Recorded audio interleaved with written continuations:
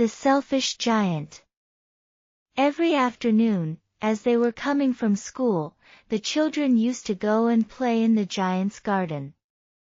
It was a large lovely garden, with soft green grass. Here and there over the grass stood beautiful flowers like stars, and there were 12 peach trees that in the springtime broke out into delicate blossoms of pink and pearl, and in the autumn bore rich fruit.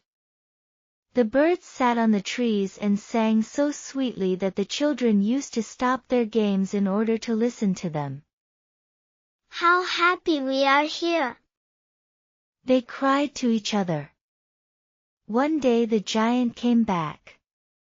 He had been to visit his friend the Cornish ogre, and had stayed with him for 7 years.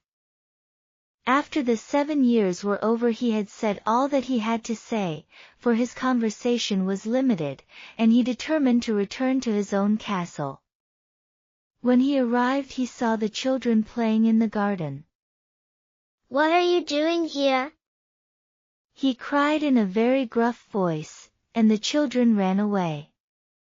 "My own garden is my own garden," said the giant. "Anyone can understand that, and I will allow nobody to play in it but myself." So he built a high wall all round it, and put up a notice board. "Trespassers will be prosecuted." He was a very selfish giant.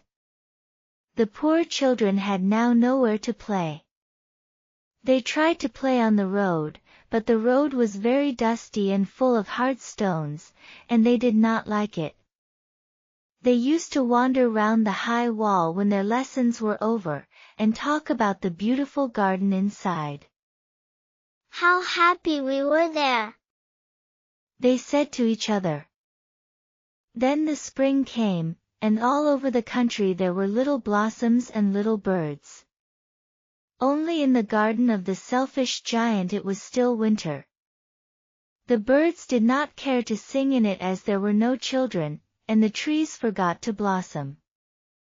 Once a beautiful flower put its head out from the grass, but when it saw the notice board it was so sorry for the children that it slipped back into the ground again, and went off to sleep. The only people who were pleased were the snow and the frost. "Spring has forgotten this garden," they cried. "So we will live here all the year round." The snow covered up the grass with her great white cloak, and the frost painted all the trees silver.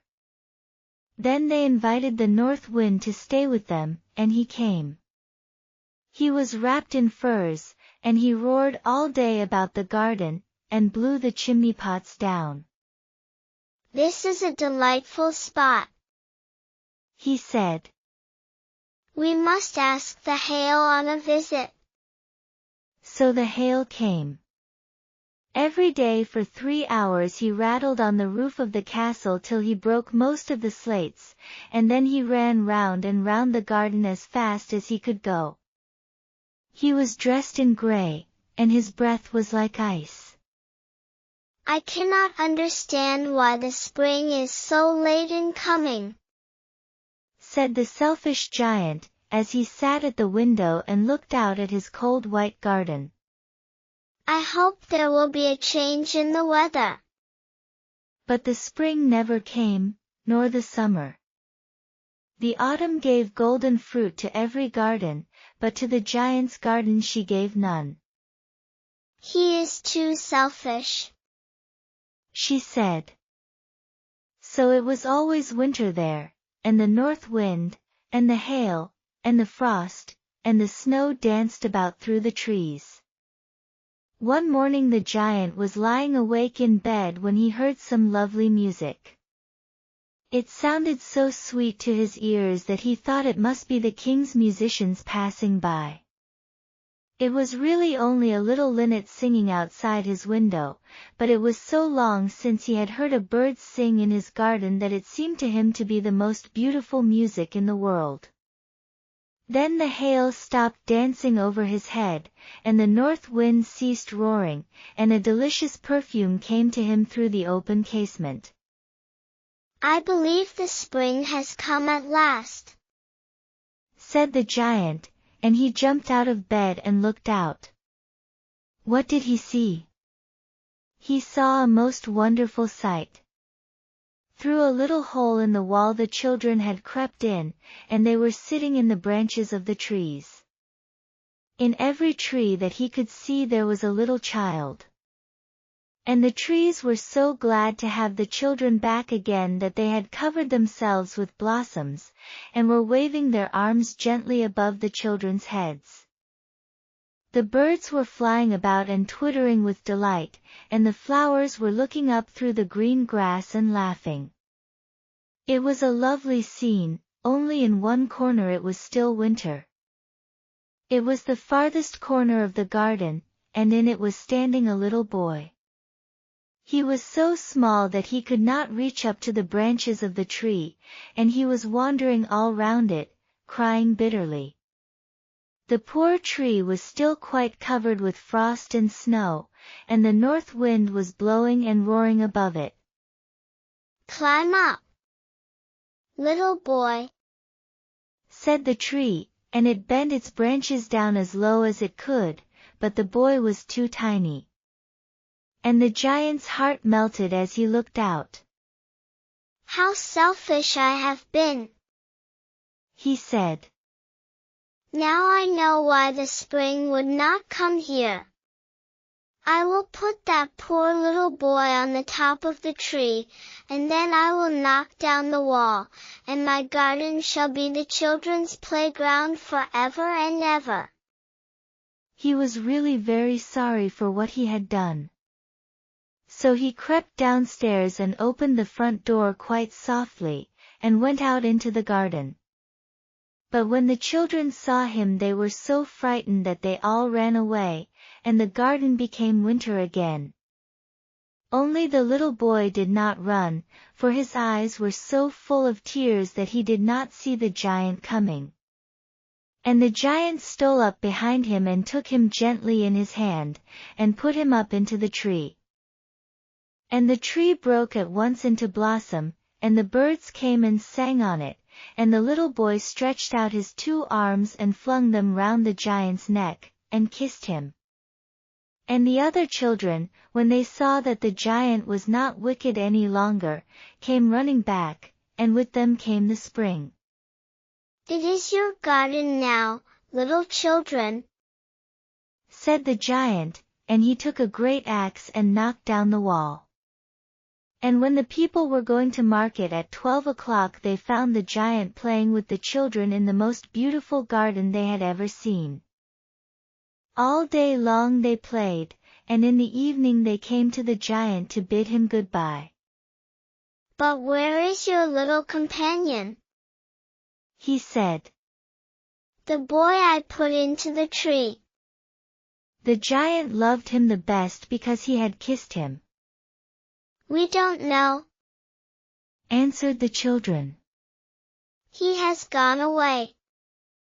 You must tell him to be sure and come here tomorrow," said the giant. But the children said that they did not know where he lived, and had never seen him before, and the giant felt very sad.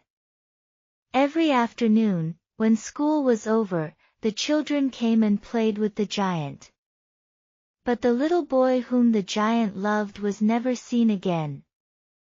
The giant was very kind to all the children, yet he longed for his first little friend, and often spoke of him. "How I would like to see him," he used to say. Years went over, and the giant grew very old and feeble.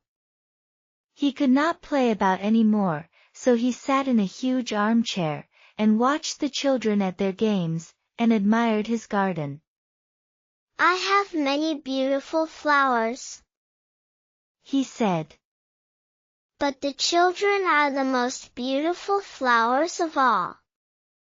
One winter morning he looked out of his window as he was dressing. He did not hate the winter now, for he knew that it was merely the spring asleep, and that the flowers were resting.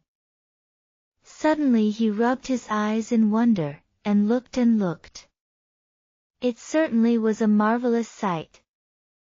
In the farthest corner of the garden was a tree quite covered with lovely white blossoms. Its branches were all golden, and silver fruit hung down from them, and underneath it stood the little boy he had loved. Downstairs ran the giant in great joy, and out into the garden. He hastened across the grass, and came near to the child. And when he came quite close his face grew red with anger, and he said, "Who hath dared to wound thee?"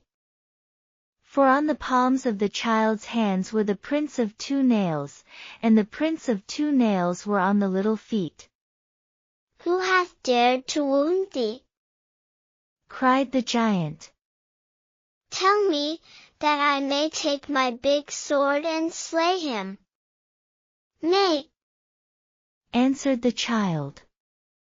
"but these are the wounds of love." "Who art thou?" said the giant, and a strange awe fell on him, and he knelt before the little child. And the child smiled on the giant, and said to him, "You let me play once in your garden, today you shall come with me to my garden, which is paradise." And when the children ran in that afternoon, they found the giant lying dead under the tree, all covered with white blossoms. Subscribe for more amazing stories.